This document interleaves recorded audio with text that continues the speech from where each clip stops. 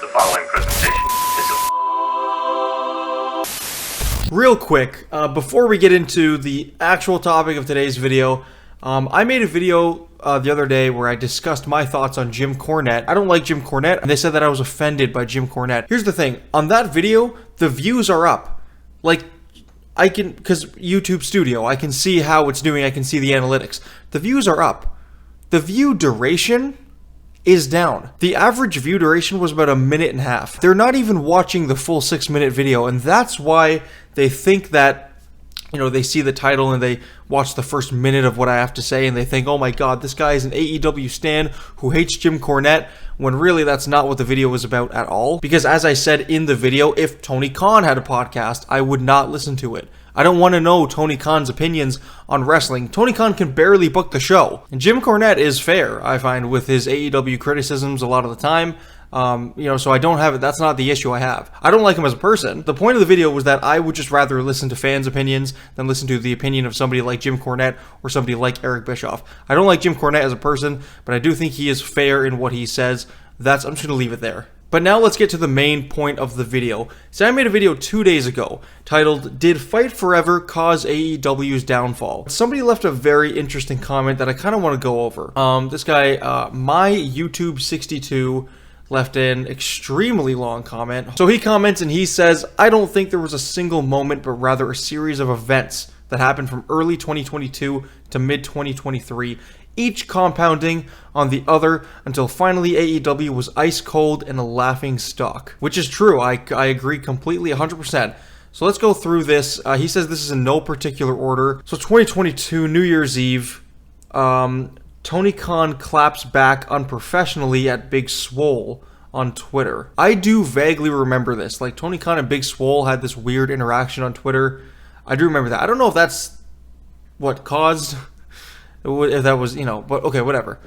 He says what happens is people get a hint of what a weirdo Tony Khan is. So, maybe. I thought he was doing stuff before that, though, I thought. Jade Cargill wins the TBS Championship and is pushed way too hard before she's ready, resulting in her steamrolling the entire women's division.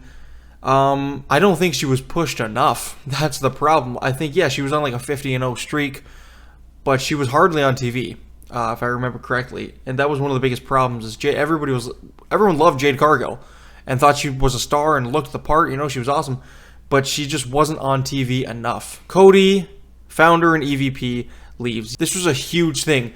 So Cody, and all these weird rumors were coming out, because first of all, the guy was getting booed forever, right? And there's no sign. It was either he was going to turn heel or just stay being booed or go to WWE, right? So Cody leaves. That was a big hit. If anything, that was the moment. That was the definitive moment. And you could probably mark that as the beginning of the end. More and more people get signed and barely used. Yeah, 100%. That was a huge issue. Those who are used tend to be ex-WWE guys or girls. Sometimes, yeah, I agree with that. I think, yeah, 2022 maybe, but now we're in 2024, and it's kind of the opposite. It's like it's ex-WWE guys like Miro, like they're never on. Like Andrade had to go back because he was never on. TK buys ROH, further expanding the already overly large, underutilized roster.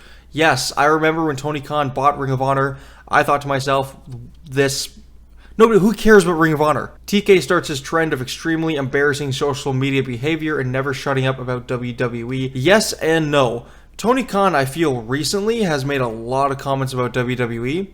I felt before then it was the stars on the show. It was like the AEW talent was kind of talking about WWE a lot. But now it's gotten like way out of hand. William Regal signs. Rather than using him as a commissioner or on-screen authority figure, TK makes him a manager for a group of guys that are already over. I liked it though. That I liked. And I think a lot of people liked William Regal. Regal sours on AEW and its disorganization after only a few months, requests his release. Yeah, that was weird. William Regal was in there less than a year. So, Punk wins the belt, gets hurt immediately, and has to relinquish the title. Yeah, Punk getting hurt immediately was not good for anybody, especially because it's happened twice. I mean, granted, he was like suspended the second time, but yeah, that one was really Punk was great up until the end of the MJF feud. Press scrum, brawl out, Punk is injured, everyone is suspended. Yeah, so That's the moment. That is my definitive moment. I can take Cody leaving, because I felt like AEW sort of outgrew Cody because he was just getting booed all the time. He did do a lot for the company, don't get me wrong, and maybe that's why it's in the state that it is right now, because Cody left, because he was such an important part.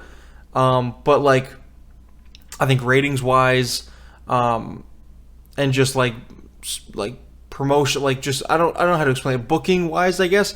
Cody leaving was not that big of a deal at the time. A good half dozen cringy Jericho gimmicks, which cool him off considerably. I don't know about that. I think Jericho, only in the last year, has kind of gotten pretty cold. The Hardy Boys get pushed, and then Jeff immediately gets busted for another DUI and suspended. See, why?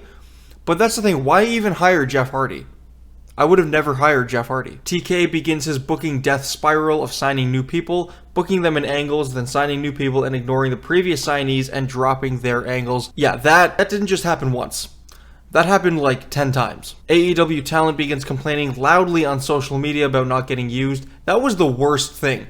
I don't remember when this was. I feel like this was like early 2023, I want to say.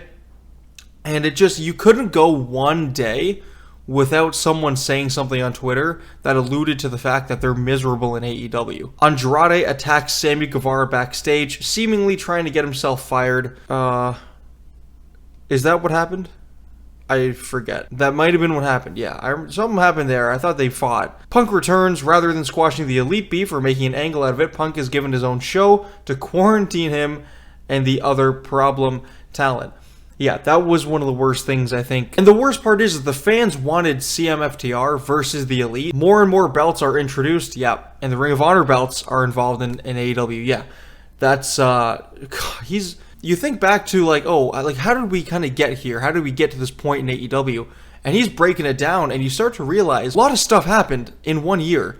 And a lot of this could have been avoided, and a lot of this is just simply Tony Khan booking. AEW starts booking more and more NJPW talent and pushing them as huge deals, despite casual fans having no idea who they are and not caring. Yes, when it's Forbidden Door season, I don't mind it. I get it. You know, some people know these New Japan guys. Some people know, like Forbidden Door, like the month of June, do that all you want, right? Do it all you want. Big up Forbidden Door. That's what Forbidden Door is for, right? Once a year, you just get a cluster of dream matches. It's an incredible show. I went to Forbidden Door when it was in Toronto. Right, it was awesome. Tons of injuries. Brawl-in happens. Punk is fired. TK announces Punk's firing in Chicago and says he feared for his life. But then we saw the footage. So if you fear, but then we saw the footage. So now we know, because nothing happened. And of course, the AEW game finally leaves development and is released in a limited, buggy state at release, and they try to nickel and dime fans for DLC. That's what I was talking about. Game gets released and we realize this is not a completed game and they want our money. I don't trust this company anymore. Yeah, this is a long comment, but thank you to my YouTube 62 for giving me an entire video out of this comment, because I do think a lot of the points that this guy's making are correct. I think some of them, are probably just unnecessary points. Like the William Regal thing, but no, wow, it's a huge domino effect.